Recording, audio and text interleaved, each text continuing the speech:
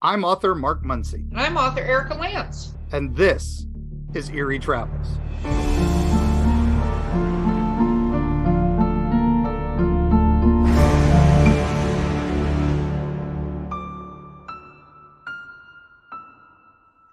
Greetings, travelers. Ooh, greetings, travelers. Yes.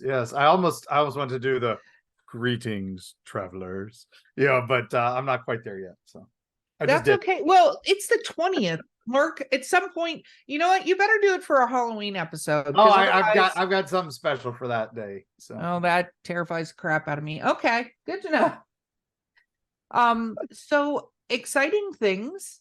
yeah, we've been it is spooky season, It is and spooky season. and we have been in the height of spooky season since oh gosh, we've been in the height of spooky season since August. But but for us, we got to spend a creepy night in the woods of Kentucky, just like I did as a child, and I got to share ghost stories with you as we were Mothman. But I got to share with you one of my favorite things ever. And Yes. and I got to share it with you there in the woods at night, about as spooky as I could make it, right? Yes. It was in the middle of nowhere, surrounded by a haunted tree and haunted woods. Yep. And Yes. and we hooked up the TV, and we hooked up the laptop. Now, when I watched this, it was a completely different experience. So let me take you back on the Wayback Machine, and we're going to Yes. go back to Halloween 1992. Yes. And I was in the UK, coming home from my second trip to Europe. And that was my last trip to Europe, actually. I just realized that. Haven't been back since. Because I became a dad like right after that, and all that. And I was in London spending the night, Halloween night in the UK. And what did I do? I came back to my hotel room and turned on the telly because I was a nerd. Yes. and and on Well, you might have had a long day, Mark. Who knows? it was a long day, and I couldn't get tickets to any of the London Broadway or anything like that, which I had done the last trip in the 90s. So I was just like, all right, whatever, it's gonna be what's on TV. And I saw my boy Craig Charles from Red Dwarf was on some haunted Halloween show, and I was like, whoa, what's this? So I started watching, and I watched about an hour and a half of one of the most amazing things I'd ever seen on television.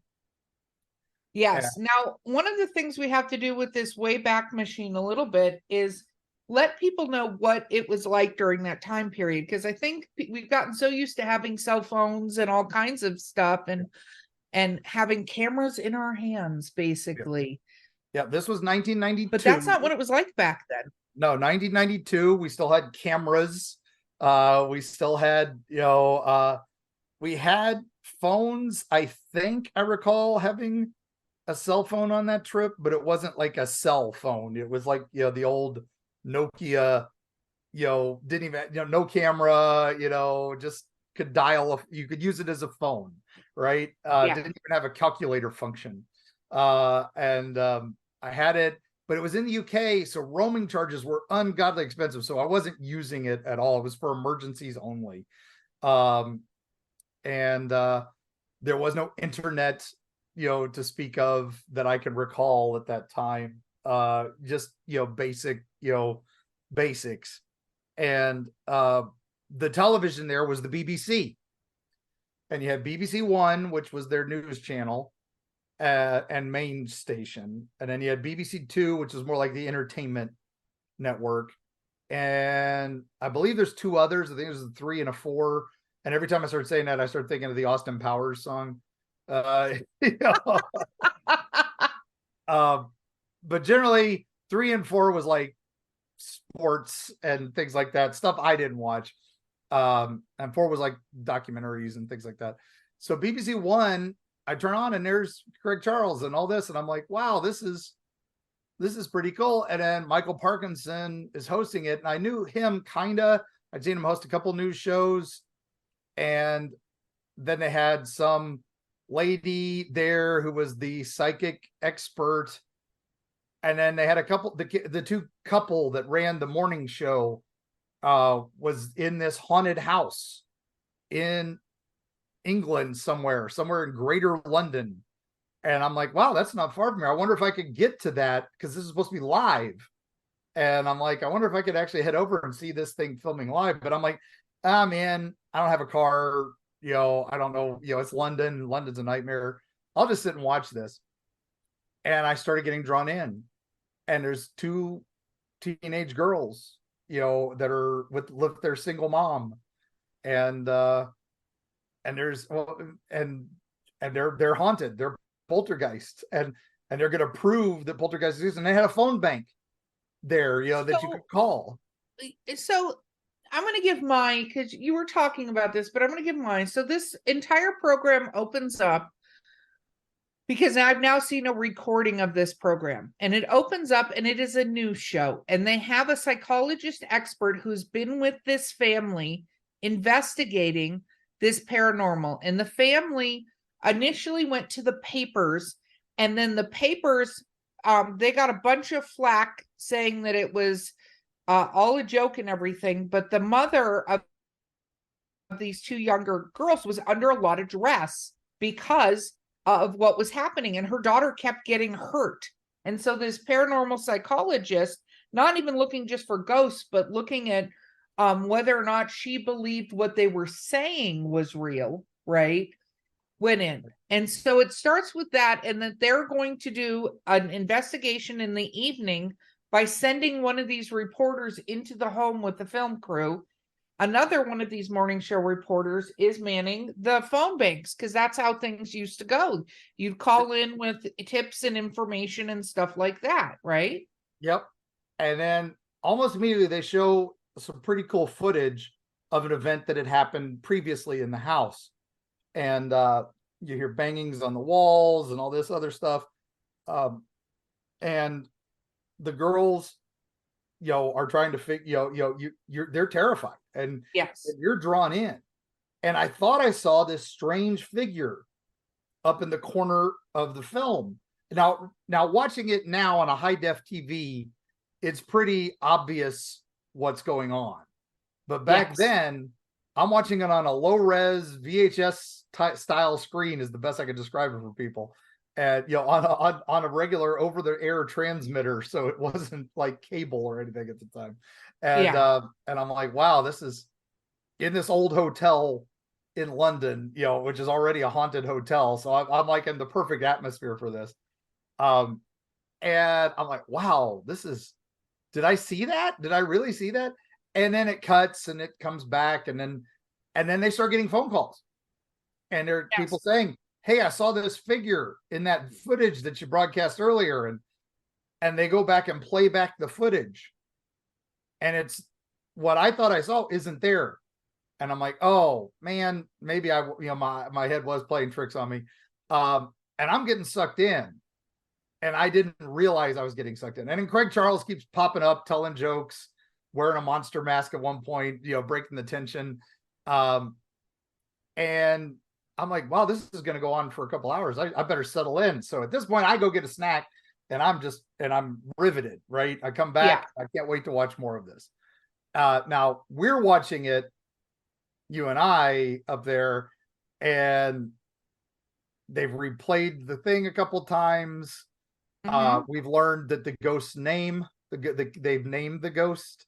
Yes. Because mom, when something bad happens, she blames it on the pipes in the house, central heating, central plumbing, because they hear the knocking, they hear the banging on the walls. It's just pipes. So the kids take that the ghost's name is Pipes. So they go, Mom, it's Pipes. Pipes is back. Pipes is here. And now in the meantime, the reporter girl is like talking about all these things that happened. They're playing games with the kids. And the phenomena just keeps building and building and building. And it's really like watching a crazy documentary of what's going on. It really is. And very, at no point, like, so, you know, knowing what I know now, at no point though, if I was just watching this on broadcast television, I would have thought they were really doing this. There's no showmanship in how they're doing it. They are doing over the camera. They have the cord for the camera out the door.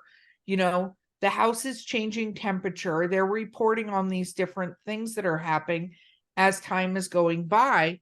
But they have these people calling in with what they're seeing in the background, what they're seeing on the film, right? Yep. And then which is narrating some of what we're not seeing in the film from the people that are in the house. Yep. And now what was fun is this was done by BBC, and they put their phone number up, you know, to call, which was the main BBC call-in line. Now, if you called in that line, you were told what was going on and given a chance to tell your own ghost story that would be used on a future program. The problem was so many people started calling, the line got flooded, and it was just a busy signal 90% of the time. Now, what happened was this, as in case you haven't heard or guessed yet, this was a fictional broadcast. This was them having Halloween fun. But they had programs, they called it Ghost Watch. But they had programs that were called like ER Watch or something. They had different Hospital Watch, Police Watch, which were basically cops, and you know, like and some of the real reality TV shows of today, where they would spend a shift in a police station, spend a shift in a hospital station, you know, and then they would edit it to get, you know, they would do it like 3 or 4 nights and they would edit it into one show. And so this was very similar to that, but it was them looking for ghosts. So if you called in, you got the message, hey, this is a fictional show from BBC One. Please leave your ghost show, you know, your ghost story for a future episode. Because it was originally written by Stephen Volk, who was this great screenwriter. And he was originally pitched this as a 6-part series where a paranormal investigator was going to investigate a bunch of this one North London house, and things were going to get worse every week. And what happened, this was going to be the last episode, which was the live broadcast from the property, basically similar to the great Nigel Keel, who we will discuss at one point, who did the Catermass experiment and all this, a science gone wrong in a paranormal, you know, area. And and that was what this was his tribute to that. And then instead of doing the mini series, they decided to do it as a 90-minute special and just do the whole thing like episode 6, and made it that live broadcast. And they were really worried about it, and BBC was not going to air this. And so they insisted that at the beginning they put in opening credits with the writer's name and the screen 1 title sequence, so you knew it was a movie. The problem is, if you tuned in like me, you missed all that. No, and it played out like a documentary, including it escalating. They did do a whole thing where the older of the 2 daughters, they caught her banging on the walls and then thought, okay, she was doing this whole hoax thing. And then it actually escalated to the story behind the house, which was that a gentleman had lived there with his mother, was it? Yeah, he was secretly lived there at, you know, because that was very important British tax rolls. You had to, you know, list who all lives in every property and all this. And so they had a subletter, which was not, you know, part of the, you know, the history. And this is the big secret of the show, was that first they was talking about Mother Seddons, who was a baby farmer who murdered children, is supposedly in that house. And then but then an anonymous call from Pipes's probation officer says that his real name is Raymond Tunstall, and he was a pedophile, and was believed to be possessed by Mother Seddons, and he hung himself in the room under the stairs, and his body was eaten by cats because they hadn't Wasn't it found like him. 11 cats or something? Yeah, like something that? like that. Yeah, his face had gotten eaten, and as the house is exploding and more shit's going on, so, now I'm getting upset because I mentioned an S word. Yeah, but the camera crew, forces the door open to the secret room under the stairs for the first time, and then suddenly everything goes black, and it's the world's all over again. There's 10 seconds of dead silence, and Yeah. on television. Again, that doesn't happen. And then suddenly everything's back to normal. They get the signal back, everything's fine, everybody's back, and the house looks great. And okay, just some technical difficulty. And you're like, what happened? And the ghost is messing with them. It's taken over the show. It's taken over thing. And then that's what they're kind of implying, is that everybody watching this is basically creating a giant seance, a giant fearmonger, if we will. Yeah. And the whole country is now in on it. And the show ends with the studio basically blowing up, and Michael Parkinson, the great, he's basically Walter Cronkite for UK at this point, is basically acting possessed, walking around the studio, and starts speaking the lines of the ghost, these nursery tale like rhymes of the ghost. And and then that's it. It cuts, and then we get credits. And then I was like, what? This was a show? I need to see more of this. And then, of course, the next day in the paper, as I'm flying home, I see the paper, BBC terrorizes nation, and stuff like that. It was a disaster for BBC. It was, and I think it's, again, we already did an episode on War of the Worlds and what happened there. And similarly, this happened, but one of the things I think a lot of people don't realize with today's modern technology is there wasn't Google the way there is. There wasn't like, is this real, that you could look up?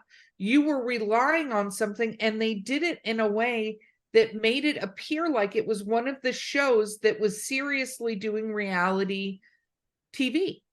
Yeah. And when you do that, you have an entire audience that is like, what the hell? And I know, watching it, like, obviously you told me about it, I knew what I was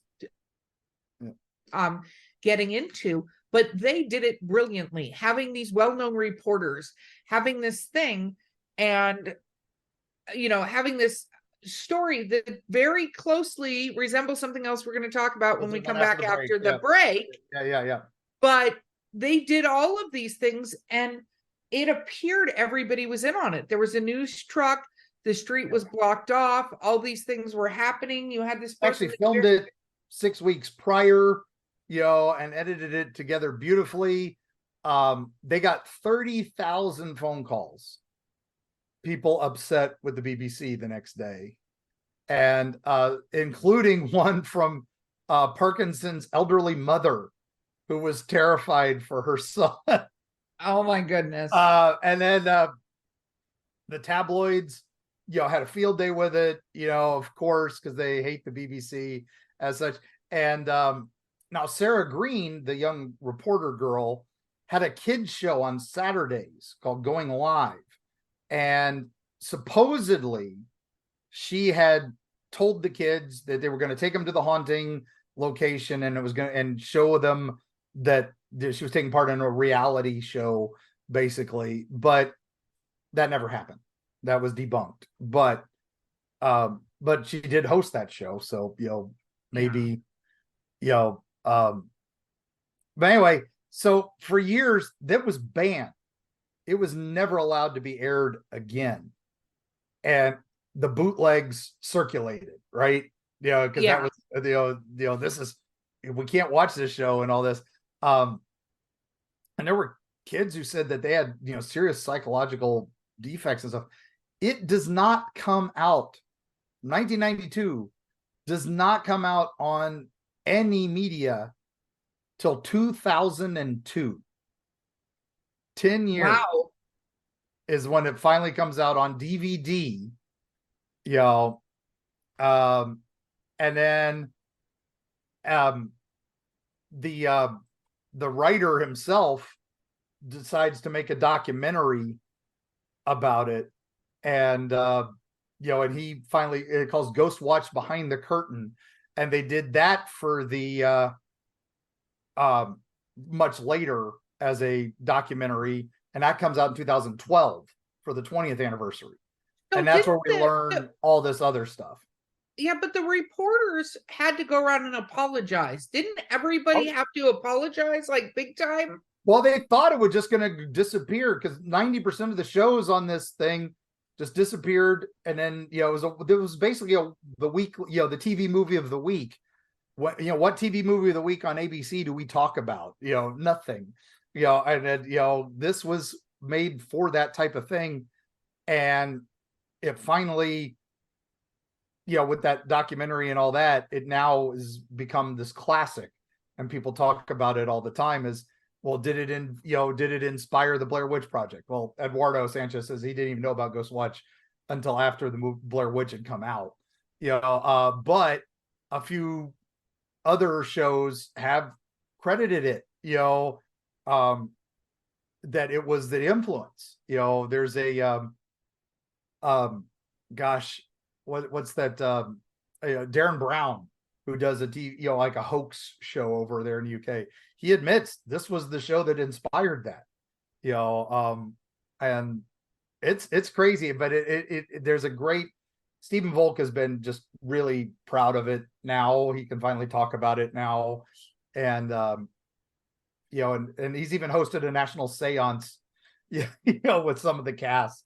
to in an aircraft hangar, right? And they were calling it Ghost Watchers, and stuff. It was pretty fun. But the live, they did a live event in 2018, and it was pretty fun. So that was where they invited fans to come, and it was on this new social networking site called Twitter. Oh my gosh, a new social networking site. Yeah, and then it became a yearly thing that people still do it. Precisely when the show broadcast, which was around 9:30 UK time, on Halloween night. So people still do that occasionally. So wow. Yeah. Now everybody raved about it, critics and all that. But now what's fun when you do watch it, you have to kind of Roger Rabbit it. Remember if you ever went back and rewatched Roger Rabbit over and over again, like I used to, you'd write down all the Easter eggs you could find. That's the kind of thing you did with this documentary. When it finally came out, you realize they threw the actor who played Pipes, the ghost, into a bunch of scenes that would not be seen on an old, maybe blink and you miss it kind of stuff. As yeah. There's that bit where I saw him in the corner of the screen. Well, yeah, when they first played it, there's this outline of him, and then they refilm it. Then they rewind it and play it again, and he's not there. It's, they filmed it twice, and it looks like, oh, one scene he is there, one scene he isn't. So it's your mind playing tricks on you. Of course, you couldn't rewind back then unless you were recording it on your VHS, which I just was in a hotel. Couldn't. Believe me, I looked everywhere to try to find copies of this thing for ages. I finally got a bootleg, I want to say late 90s, before the DVD release, back when you could buy those in, cons and stuff. Yeah. But yeah. What'd you think when you watched it? So what I thought, obviously, we talked a little bit about, me and you talked about this yesterday, just when we were chatting, that there is, our expectations are very different now for what, you have Paranormal Activity and stuff like that, where we go, this is what we kind of expect to see now. And we have all these ghost shows, Ghost Facers. That's my jab. What shows I'm jabbing at. But anyway, so I think that, to go back, like I could look at it and go, during that time period, because again, I'm familiar with that time period, right? Yeah. During that time period, I would have been very freaked out about this. Like, this would have been something that really bothered me. And I would have thought it was real. I would have thought they were literally doing a documentary on it. I mean, part of me would have been a little like, really, really? But the way they did it, I go, oh my God, because it wasn't over the top cheese. Now, the end scene with the studio and the giant seance thing, that I was like, I don't know about that. That would have thrown me to go, this has got to be bullshit. But up until that point, totally realistic. Oh yeah, yeah. Everybody who was a part of it did perfect. Yeah, literally sucked in. There's the banging noises, there's the cat sounds they throw in later secretly. There's so many wonderful things. And it all, as I'm watching it, I'm like, this is so familiar. This is following the classic progression of what we would call the Enfield poltergeist. And I'm like, why is nobody talking about the Enfield poltergeist or the Enfield haunting?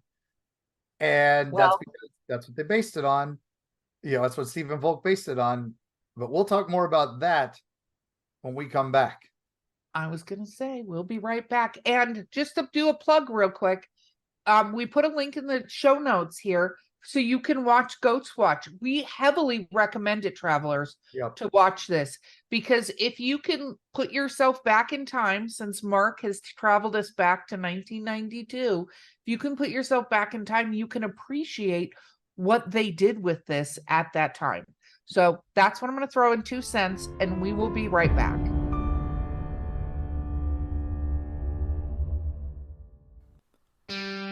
Eerie, Appalachia. Gear up for a frightful jaunt into the darkest reaches of the ancient Appalachians. Folks deep within the Appalachian hollers lean close to the campfire to share stories of the inexplicable with hushed awe. Monsters rumbling in the hills, strange lights darting through the pitch black night sky, horrible occurrences almost ineffable in their bizarre tragedy. Tall tales, you might say. Tell that to the Flatwoods monster in Braxton County, West Virginia, or the Goat Man of Louisville. Look into his humanoid eyes and let him know you don't believe. And what of those apparitions in Mammoth Cave's Corpse Rock, or the Satan spawn known as the Jersey Devil? How do you respond when confronted by these mysteries? From the metaphysical energy that swirls near Serpent Mound in Ohio to Point Pleasant's Mothman legacy, Mark Muncy and Carrie Schultz explore the dark history lurking in the shadows of Appalachia. Read by Mark Muncy, author and experts on strange folklore with appearances on shows such as Ancient Aliens, The Curse of Robert the Doll, and many, many more. Destiny Beard, the lyrical soprano who will haunt your dreams.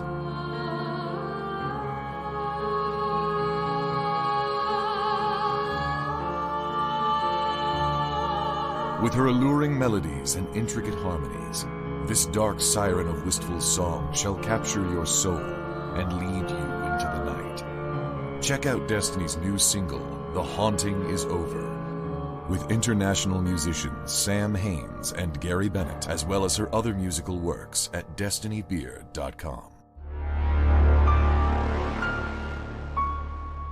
And we're back. We're back. Ooh, all right. Haunted by the seance of BBC Past. Pipes is letting us know that he was here. So I like it. But we are going to travel back further in time now. Yes. So we are going back to 1977, and we're going to talk about the greatest year of all time, because that's the year Star Wars came out. Yes. So, Star Wars came out in 1976. Yeah, but 77 was when it hit wide release.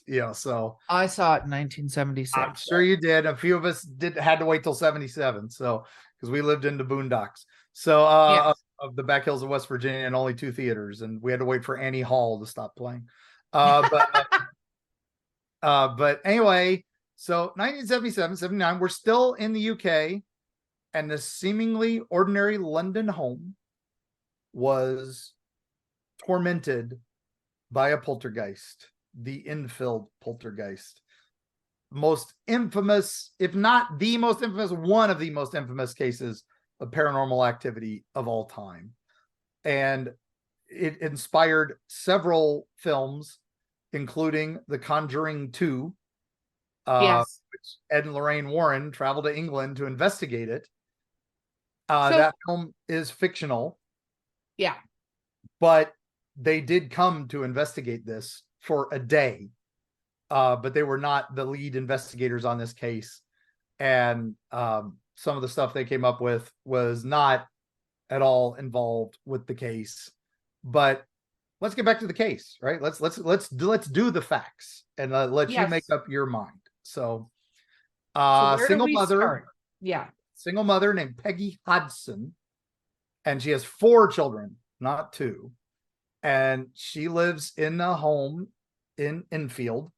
And more than 30 eyewitnesses all describe seeing things at this house. Yes.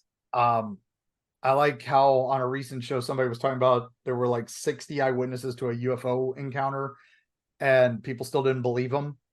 And they're like, we've had murder cases with less witnesses that people have gone to jail and and been put to death with testimony on that. So this is 30 people describing items flying through the air, Wow. matches bursting into flames spontaneously, and one of the young girls speaking with the voice of a very, very old man. And so some people say this is it. This is the case, right? If you don't believe in ghosts, this is the case. And then others still say this is one of the greatest hoaxes of all time. So Peggy and her family live at, we can say this now because it is a public location, 284 Green Street. Yeah. In Enfield in North London. And her 4 children, she's got Margaret, who was 12, got Janet, who was 11 at the time, Johnny, who was 10, and Billy, who was 7. And she knew something was happening because the first time she hears a crash upstairs. Well, 4 kids, single mom. Yeah, I'm going to hear crash. Single dad, I had 2 kids. I heard crashes all the time, wonder what the hell was going on. But when she gets up to investigate, Margaret and Janet are just kind of in the corner, and there's of the girls' room, and she's like, the chest of drawers is moving to the bathroom door, and she's like, oh, don't be silly, So she goes over, and she says, I just couldn't believe it. I pushed it back twice, and it kept sliding across to the bathroom door. This big dresser. And it just keeps sliding across the floor. And she said, by the 3rd time, I couldn't even move it. It was like something was pushing it back against me. Then the strange knocking noise starts spreading throughout the house. And Peggy goes to get help. So she goes to her neighbor and says, what is this noise? What is going on? And finally, the neighbor's like, I can't help you. Call the police. So she does. The police constable shows up and says, the police witness report mentions the constable saw a chair fly off the floor to them, about a half inch off the floor. It's not like flying like Hollywood, and saw it slide right about 3 and 4 feet before it comes to a rest. That's the report. Okay. And with that, we basically are at the beginning. Wow. And now Graham Morris, who's a Daily Mirror photographer, of course, which is, kind of not the tabloid, but just above, right? Barely above tabloid. Barely above. He comes to the house because he's the first one to get the letter and says, oh, I've got to see this, right? And he said when he got there, things were flying around, people were screaming, and he got hit by a flying Lego. That's we've all been there. Yeah, no, exactly. And it seemed to be focused on Janet, the 11-year-old. So Janet later said, she felt like she'd been used and abused by this spirit. Some unknown force yanked her through the air and levitated her. And then she started getting the voice. She could hear this voice in her head, and she was not speaking it, but it was speaking through her. And then one of the voice, so Morris gets his recorder out and starts Yes. recording these weird voices. And one of the voice, it starts grunting at first, right? It just, and then he's like, look, if you can grunt, you can talk. Talk to me. Yes. And you played these recordings for me. Yeah, they're available. They're available on the internet easily. Yes. And they're terrifying when you listen to them. When you realize there's an 11-year-old girl who, man, she's a hell of a voice actress, but they even taped her mouth shut to see if the voice would still come through, and the voice was still coming through. Then they did the, I'm talking about, traumatizing a child. They forced her to put like colored liquid in her mouth and then taped her mouth shut. I mean, what are they trying to prove? That she's not Charlie McCarthy or Edgar Bergen or something, and then the voice is still coming through. And one of the lines that gets me was this, just before I died, I went blind, and then I had a hemorrhage and I fell asleep, and I died in the chair in the corner downstairs. And then what we found out is that the former occupant of the house was a man named Bill Wilkins, who had died in that exact way years earlier. But there was no way the family could have known that. Unless, there's just no way. So this goes on for a couple years, right? And 1978, Ed and Lorraine Warren come to save the day, right? As in the Conjuring movie. In the film, they come and they do conclude it's an authentic haunting, but they assume it's demons because that's what Ed and Lorraine always do. Is it was always a demon, always a demon. But that's their background. That's Ed was a preacher. So now Ed's quote on this case was, "Now you couldn't record the dangerous, threatening atmosphere inside that little house, but you could film the levitations, teleportations, and dematerializations of people and objects that were happening there, not to mention the many hundreds of hours of tape recording made of these spirit voices speaking out in the loud rooms." So they did document it, which is great. Yes. Now, some people said Janet made up the voice of Bill, and that her mother encouraged her to keep doing this for fame. What fame? The family was basically blacklisted. Ostracized, right? Yeah.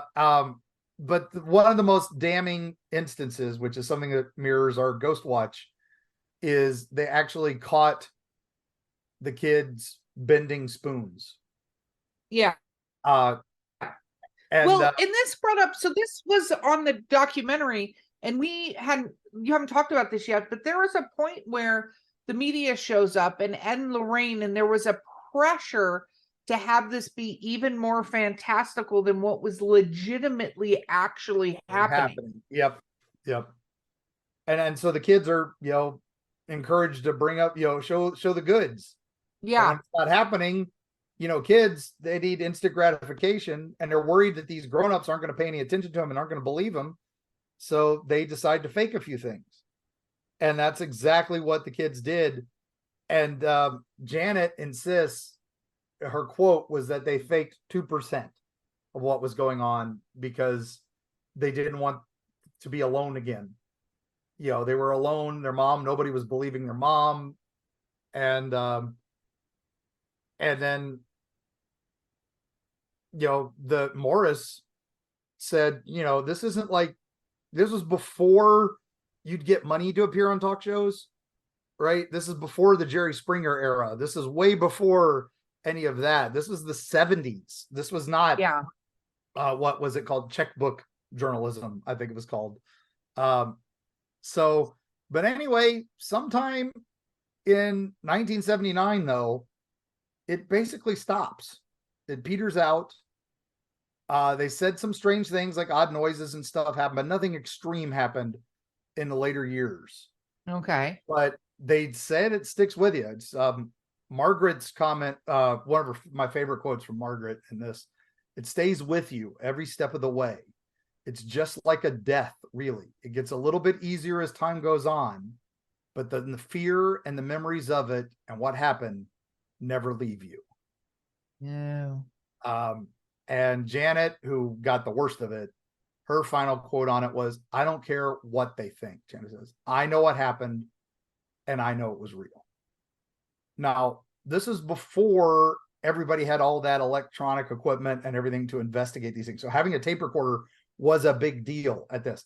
Him having a camera, Morris having the camera at this place was a big deal. And he even set up a timer so it would take pictures randomly, but about every 15 minutes.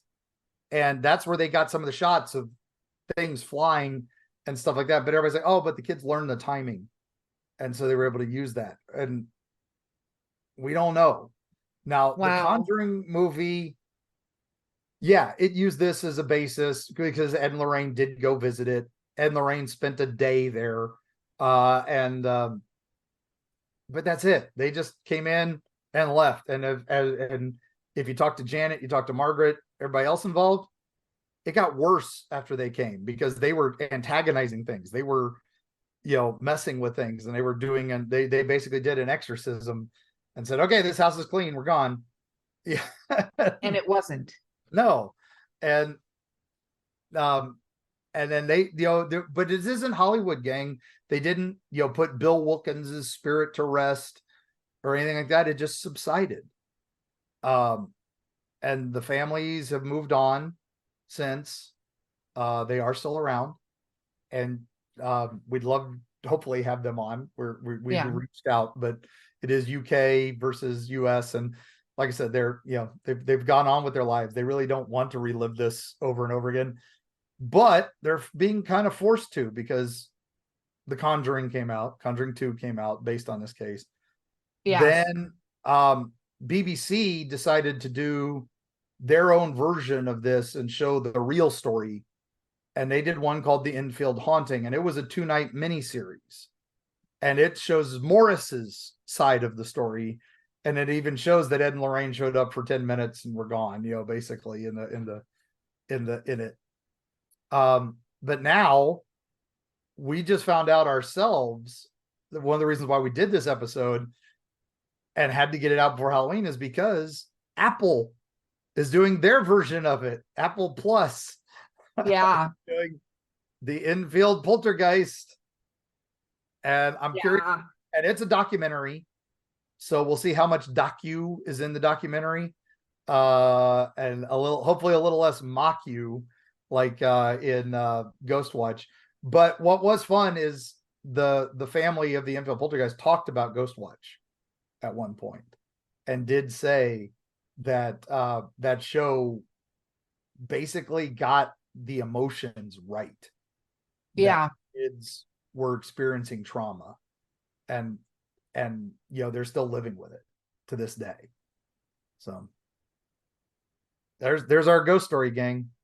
Well, and what's interesting about this? So if I suggest listening to the recordings. Apparently the Apple documentary used the recordings. Didn't the kids, they came out and recanted at one point and then unrecanted, right? Didn't that happen? Like they came out and they were like, no, never mind, because they were getting so much crap at school. And they were getting torn up. One there's a Janet said she'd gotten a black eye from a girl at school because it was a Catholic school, and you can't have ghosts. Ghosts don't exist. It's demons. Say it is a demon. Say you made it up. Anything but a ghost. And so that was when she decided it was time to recant and say, no, we all made it up. We did it, just so she'd stop getting beat up at school. And she'd say her mother forced them to do it because at that point her mother, had gone on, with her life. So, and but now, years later, they're like, okay, look, we were forced to do the recant, but they did admit to, faking the bending of the spoons, but they were also doing it, they said, to see if they could do it because the spoons they'd open a drawer and the spoons would be bent. They'd open the drawer and all the teacups would be smashed, but it wasn't like a normal breaking of a teacup. They were like melted, and they were trying to smash teacups to see if they could make it look like that. So if you're a kid, you're trying to experiment. How did this happen? Let's see if we can make it happen. I bet you did it, Billy, and you're blaming it on your sister. So let you try. And I think that's where some of that, comes from. But that's also kind of ritualistic. That's making it happen. That's manifesting it. And I think there is a little manifest in the ritualness of this, right? If you're doing this, it could cause these problems. And one of the things they did in Ghost Watch was they were talking about all this prehistory of the area and that the ley lines cross over it and stuff like that. We've kind of mentioned ley lines here and there, where they're spiritual connectors of iconic places. Well, even on the original guy who was investigating the ley lines, a guy named John Dee, a medieval alchemist, one of his maps of London, guess what? There's a ley line right over the address of the Enfield poltergeist. It's a junction of 3 ley lines. So well, and I'm a believer in that, having experience, which we're going to do our ghost story episode, but having seen what it's like to be on ley lines, I 100% agree. And that's spookiness. So, and it's the same line that goes through some of the Morley Rectory, and a few other places. So oh wow, which is another very iconic haunted location in England. So anyway, gang, that's Hollywood versus reality. And for Halloween for you, I highly recommend that you watch Ghost Watch and just have fun with it. You can check out that Enfield haunting from the BBC. You said it's a public site now. What is it? The house, the Enfield house. It's just 284 Green Street in London. If you take any of the ghost tours of North London, they'll walk you by the Enfield haunting house. You can't go in, but you can go by it and take a look at the house. So there are some times they will let the current owners will let you in, but do the current owners say anything about hauntings at all? No, they do not. But they also do not say it didn't happen. So they just say it's pretty quiet now. So well, good. Hopefully Billy's moved on. Ooh, gave myself the heebie-jeebies with that. Yeah. There's a traveler, or you could travel to your couch with some popcorn and watch Ghost Watch, watch The Conjuring 2, and watch the new Apple documentary on the Enfield haunting. Yeah, and like I said, but you can also listen to those ghostly voices, man. That's some crazy stuff. I will say, from listening to that, I believe 100% it's real. I believe that they were going through that. Listening to some of that stuff, there is no way. There is no way that these kids made this up. Absolutely how would they know about that and everything? And maybe a neighbor told them or something, but these are little kids. This is not, and this is the 70s. What's to be gained by this? And now, admittedly, In Search Of and some other stuff, we're starting to show up around then. Close Encounters of the Third Kind is coming, but still Ghosts is not the big part of that. That was aliens and Bigfoot and all that. So I don't know. I think Morris was onto something. I think he stumbled onto this story, and I think he was brilliant for recording it. Agreed.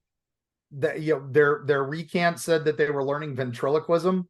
I don't even know some Hollywood ventriloquists who can, or Vegas ventriloquists who can tape their mouth shut and still make an old man voice say some things. Come out of a little 11-year-old girl's body. Yeah, no. Yeah, and then and then the girl flying through the air screaming. I mean, you'd have to. The famous photo of that is just, how do you time that? I mean, yes, you knew the camera was going off at a specific time. Jumping off the bed, the view of the terrifying face, the other kids screaming, in terror, looking at it. That would have been amazing to try to do that with a TikTok app and make a fake photo of someone jumping, and all that. That takes a lot of time. Not only that, there were witnesses to it. It's not just the kids. There were witnesses to this happening to her. People came over and, cop, the chair with the cop. That's one that's always overlooked. The bookcase it kept sliding and they couldn't push it back. You know, these are the paranormal team, you know, he wrote what he saw, you know, and it's and the fridge. What didn't the fridge weigh like 400 pounds? Yeah, and it was moving, and they're like, "Oh, the kid moved it." No 11-year-old kid is moving a 400-pound refrigerator with nobody seeing them move it. Yep. So like I said, it's one of those. It's worth investigating. It's worth watching, and definitely enjoy the stories, gang. And you know, if you've got your own ghost stories or anything you'd like to share with us, please call the BBC hotline at 081. No, just email me, Mark at eerietravels.com, or drop us a line through the website at the Eerie Travels website.